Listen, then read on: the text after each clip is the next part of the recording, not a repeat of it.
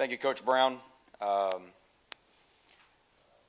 start off, the first thing I have to do is I have to thank God in this process. This was a job that I did not seek out, and I've been very fortunate. I've been to 4 places in my career, and none of those jobs were anything that I had to that I was approached by each of the 4 places. And in a way, you know, when an opportunity is put in front of you under those circumstances, that there must be a reason why I was called to be here. And I'm so thankful to Coach Brown for taking what was a relatively boring Monday night. We had beaten Michigan on Saturday, driven from Jacksonville to Starkville on Sunday, and Monday night we're just sit around the house when Coach called, and that'll change your week. And I can assure you that this has been of all the weeks I've had, this has been right up there. I don't have to tell you about what a special place the University of Texas is and what that means in our profession, and the opportunity to coach here and to work at a place where so many great coaches, so many great players have come through. But there's a danger in that as well, and there's a danger in understanding that you don't win by what's happened in the past, and you don't win by calling on, you know, having bigger and better toys than who you play against. And in my mind, you win with people. And when I got a chance to come out here this week and get a chance to see the city, see the university, that was impressive. But I don't think anybody needs to know that that's impressive. I think everybody understands this is a great place. What really stood out to me were the people. And Coach Brown, his wife Sally, that made me and my wife feel so comfortable. DeLoss Dodds and his wife Mary Ann, the people that are here sold us, because you win with good people properly led. And I've instantly felt comfortable with the leadership here at the university. The opportunity to come to a school like this that's got to dust itself up off the mat a little bit, and everybody knows that, and that doesn't happen very often now. And part of the reason why I'm here is to make sure it doesn't happen again. But to take that opportunity, it's not going to come around very often. So for all those reasons, I am absolutely delighted to be here. The worst part is that we have to wait 9 months to play a football game, but I guarantee we've got a lot of work to do between now and when we kick it off, when the foot hits the ball. But open up for any questions. What initial impressions do you have of the defense you've been here with? Well, obviously, you know, Coach Muschamp did an unbelievable job here, and was able to watch a couple games when I was in here this week just to get a feel for the personnel. I know that there's some really good football players coming back. The one thing that I'm a big believer in defensively is we want to lead the nation in wins. That's what we want to do. We want to lead the nation in wins. That's the most important stat that I care about. So everything we do is going to be designed to play winning defense. What it takes to create a winning effort. There are some things that I believe as I was a defensive coordinator first starting, and you're trying to craft your philosophy. There's some things that, you know, you listen to offensive coaches, and what drives offensive coaches crazy. What gets you beat? If you ask an offensive coach what gets you beat, the first thing they talk about is turnovers. Well, therefore, if you ever get a chance to run a defense, well, your defense better create turnovers, because that's the first thing that offensive coaches hate. The second thing they hate is they hate negative plays. They know that negative plays kill drives.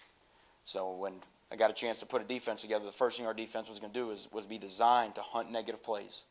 We're always hunting negative plays. And I know there's a bunch of guys here on the school that don't need a map to get in the backfield. I always like to say we try and sum it up in 2 simple terms. We're going to stop the run, and we're going to hit the quarterback. And if we can do those 2 things, generally speaking, everything else works out for itself.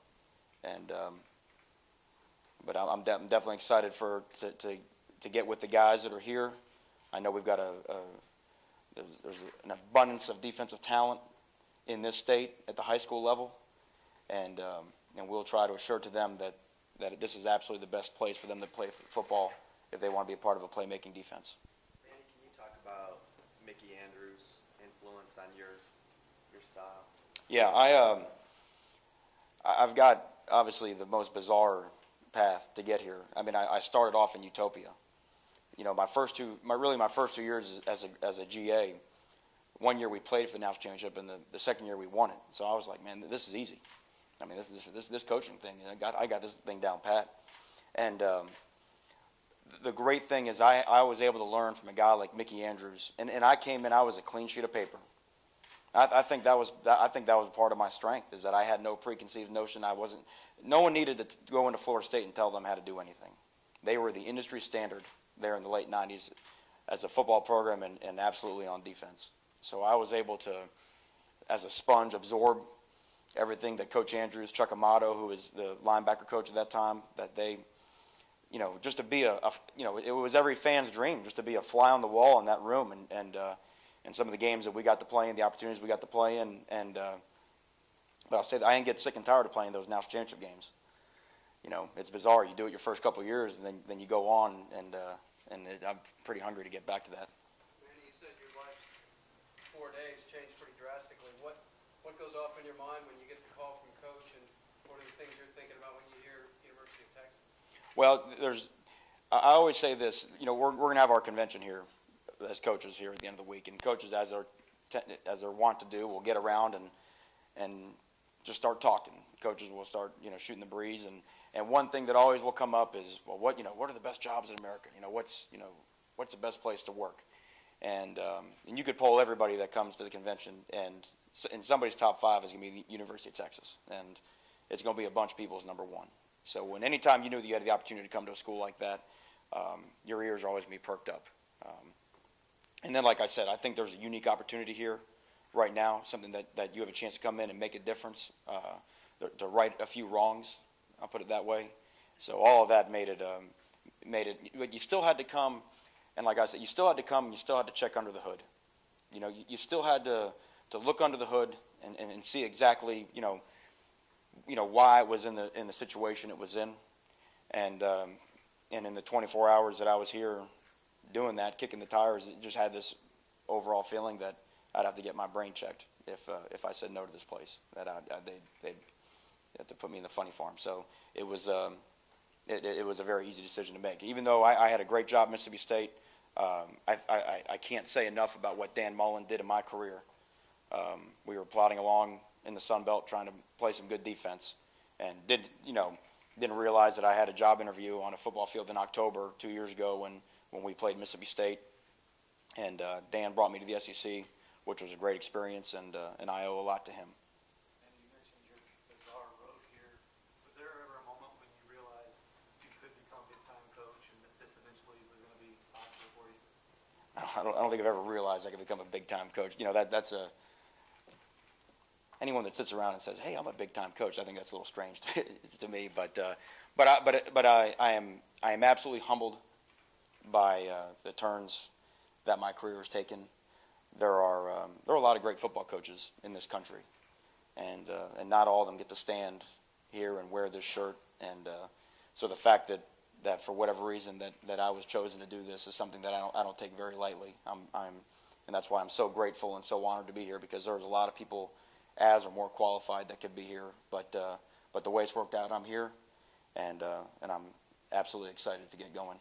Manny, were there any reservations at all, or was it pretty much a no-brainer? After seeing it, like I mentioned, talking to the people, talking to Coach Brown, understanding his vision here going forward, it was.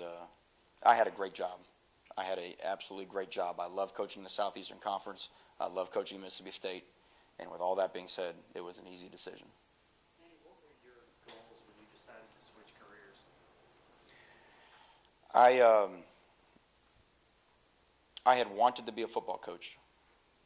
I wanted to be sitting where you guys are sitting. I just wanted a job in sports. From the time I was one of those guys. From the time I was a little wee lad, I knew that I wanted a job in sports. I just assumed that your job would be the one that'd be the best for me to get. And I was plodding along on that course, and working at ESPN, and we went and interviewed Bill Parcells. They were at the Super Bowl with the Patriots, and it was at that moment we were in New Orleans. It was '97, and I was sitting in that room and listening to him talk. He's got a great presence, of course, and a great track record of success. And at that moment,